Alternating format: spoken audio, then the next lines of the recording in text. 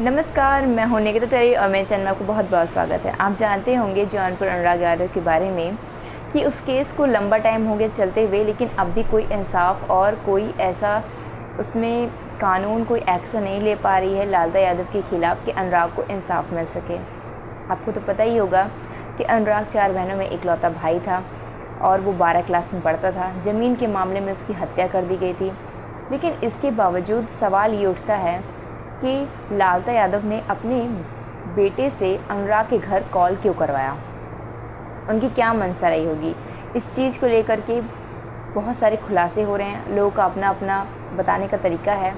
लेकिन अनुराग की फैमिली से ये खबर है कि धमकियाँ देने के लिए या केस से पीछे हटने के लिए या फिर अनुराग को इंसाफ ना दिलाने के लिए पीछे हट जाएं और या तो पैसा ले लें या तो फिर चुपचाप बैठ जाएं डर के मारा उनसे, और कोर्ट कचहरी का चक्कर लगाना अनुराग के पिताजी बंद कर दें। इसके बावजूद लालता यादव को थोड़ा सा पछतावा नहीं है।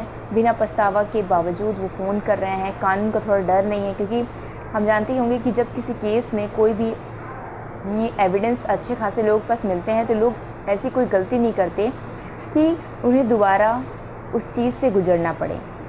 लोग ना धमकियाँ देते हैं, ना कोई ऐसा चीज़ करते हैं कि जिस वजह से कोर्ट की नज़र उन पे पड़ी और फिर उनकी जो सज़ा है वो ज़्यादा बढ़ जाए। लेकिन इस केस में जो मुजरिम है उसको कोई डर नहीं है।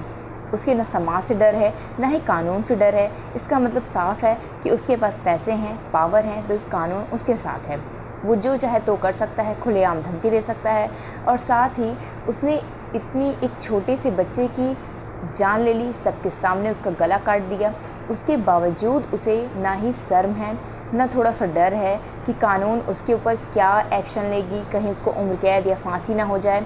और आराम से वो छूट के बाहर घूम रहे हैं। वो उनका मन कर रहा है तो अनुराग के घर में कॉल कर रहे हैं, उन्हें धमकी दे रहे हैं, जिस वजह से अनुराग के पिता पीछे हट जाएं और इस केस को वापस ले लें और अनुराग को इंसाफ ना मिल सके। पूरा साल बीतने वाला है, वो भी डेट आ रहा है जब अनुराग की हत्या कर दी गई थी। और इसको लेकर के देखा जाए तो 1 साल हो चुके हैं अनुराग की हत्या को, या होने वाले हैं। उसके बावजूद कानून में कोई भी न्याय इंसाफ नहीं मिला, जबकि सारे सबूत हैं अनुराग के पिता के पास। बहुत लोगों ने ये हत्या होते हुए देखा है, लोगों के पास वॉइस रिकॉर्डिंग है, वीडियो है, सब कुछ है।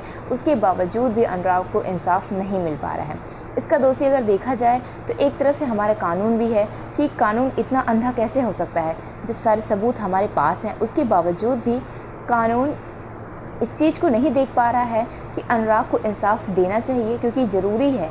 आगे चल कर के अगर ऐसा नहीं होगा तो आगे चल के बहुत सारे जुर्म बढ़ सकते हैं।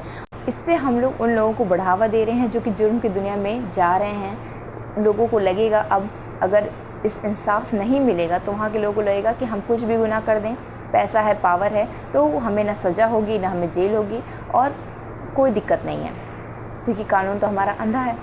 इसमें आपकी क्या राय है, आप मुझे कमेंट करके ज़रूर बताइएगा और इस चैनल को लाइक और सब्सक्राइब करना मत भूलिएगा। धन्यवाद।